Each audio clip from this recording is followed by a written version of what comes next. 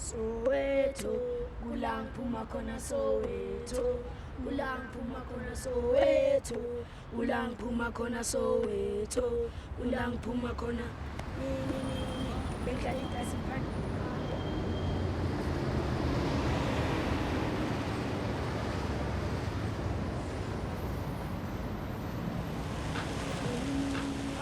More than 15 years after the end of apartheid, Soweto has changed beyond recognition. Next to the former informal settlements, one of Africa's largest shopping centers attracts clients from among the growing number of middle-class residents. In the 70s, township residents boycotted payments for water, electricity, and rent. Their aim, and one they almost achieved, was to bankrupt the segregationist state.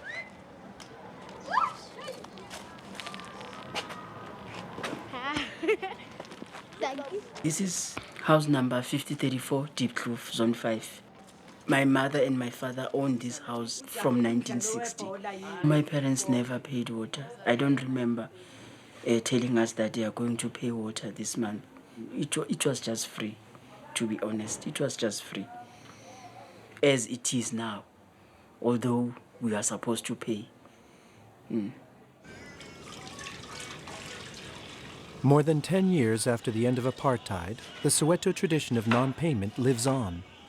Only one household in 6 actually pays its water bill. The water supply system is more than 50 years old, and the pipes are now far too narrow. The network is also often damaged, and leaks are increasingly common. The city of Johannesburg, which includes Soweto, loses several million cubic liters of water a year.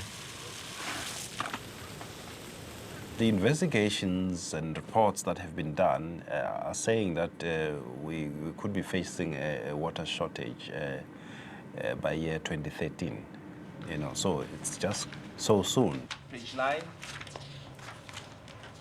and page 10. The Agence Française de Développement was solicited for a low-interest loan of 40 million euros. Yes. Justin from IT. Justin. We identified Soweto as an area where the unaccounted for water was very high. So we had to actually come up with a program that will ensure that we rehabilitate the infrastructure and we improve the billing and make sure that water is affordable. The Water Conservation Project was launched in 2005. With Soweto the same size as Paris, this was one of South Africa's biggest ever water projects. The entire secondary network of approximately 200 kilometers had to be replaced. The South African operator also repaired any defective plumbing inside customers' houses. Each of Soweto's 170,000 households was equipped with a prepay meter. The new type of meter is designed and manufactured by a South African company following several years of research. When we started the project, we supplied them with a meter whereby a user will get the free basic water at the beginning of the month, of which they were given 6,000 liters. And after the 6,000 liters is finished, what the meter will do, it will cut off, and the user will be required to buy more credit so that he can have access to water again. The prepay meters gave rise to a heated social and judicial debate in Soweto and across South Africa. I think it matters to pay because it helps us to get the clean water.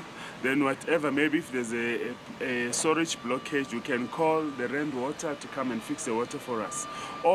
Everything they do, they need to use maybe petrol to drive to where we are, so it needs money. Because it will educate people to understand how important water is. Yeah. Because many people, they just waste water like nobody's business. Each and every person don't mind to pay for services as long as they can have jobs. The problem is we all don't have jobs. We are unemployed. A change in mindset was essential to persuade Sowetans to pay for water. The city modified its policy by no longer cutting off water without warning and established social packages to help the poorer residents by providing more free water. Go. Halfway through the project, the city of Johannesburg already saves up to 22 million cubic meters of water each year, enough to supply a town of 500,000 inhabitants.